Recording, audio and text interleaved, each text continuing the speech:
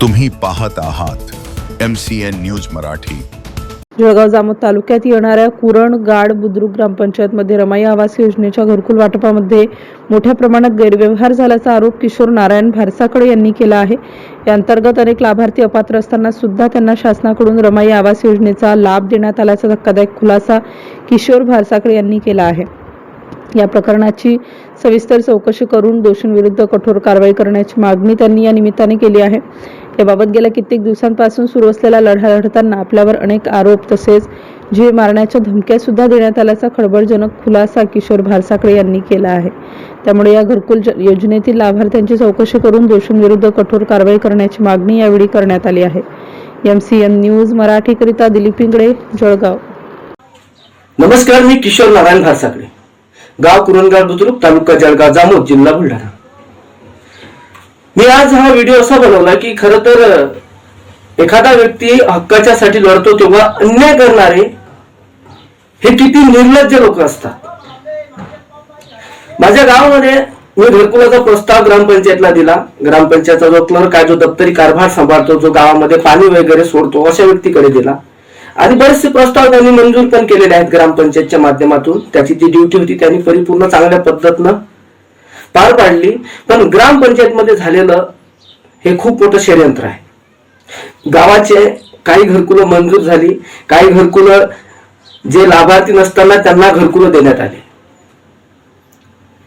याच प्रकरणामध्ये माझं खच्चीकरण झालं।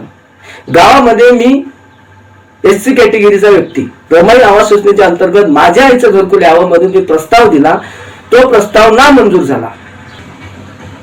जेव्हा गावाच्या रमाई आवास योजनेच्या अंतर्गत काही लाभार्थ्यांना मस्टर पडली तेव्हा मलाही वाटलं की बाबा माझ्या आईचं घरकुल का आलं नाही, म्हणून मी गावामध्ये ग्रामपंचायतला विचारलं। तिथले जे काही सदस्य आहेत, सरपंच आहेत, ग्रामसेवक आहेत, यांच्यापर्यंत लोकशाही मार्गाने पोहोचलो। त्यांना विचारलं तर ते म्हणत होते की तुमचं घरकुल 25-26 मध्ये येणार आहे, म्हणजे 25 आहे, 26 नाही।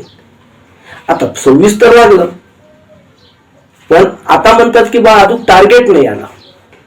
ज्या लोकांचे रमाईचे प्रस्ताव मंजूर झाले त्या लोकांना मस्टर गावाचा, ग्रामपंचायतचा रोजगार सेवक आहे त्याच्या अंडरनं जे पडतात त्यांना ते पडले नाही, डायरेक्ट त्यांना मस्टर पडले। आणि किती घरकुलाची पूर्ण रक्कम त्यांना पडली, 1,20,000, 1,00,000, घराची लेंटर लेवल कंप्लीट, आणि यांना हे मस्टर पडली। हे पाहून घ्या, हे बघा, जे व्यक्ती लाभार्थी आहेत त्यांना 15,000 आणि जे व्यक्ती स्वतःला लाभार्थी म्हणतात त्या व्यक्तींना डायरेक्ट रक्कम पडलेली आहे खात्यामध्ये। आणि ग्रामपंचायतचा रोजगार सेवक म्हणतो की हे पैसे मी टाकले नाही, तर त्याची शीट ग्रामपंचायत कुरणगाड बुद्रुक, जळगाव, जामोद, रमाई आवास योजना 2024-25।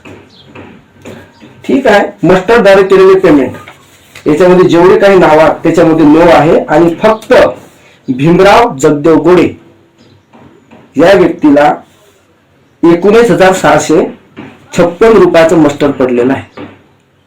हा ग्रामपंचायतचा सही शिक्का जो रोजगार सेवकाचा आहे आणि त्याची सही। आणि हे वैयक्तिकरित्या मला या ग्रामपंचायतमध्ये टार्गेट केलेलं आहे। त्याचं रिझन असं आहे की मी RTI टाकला तेव्हापासून माझ्या घरावर हरासमेंट आहे,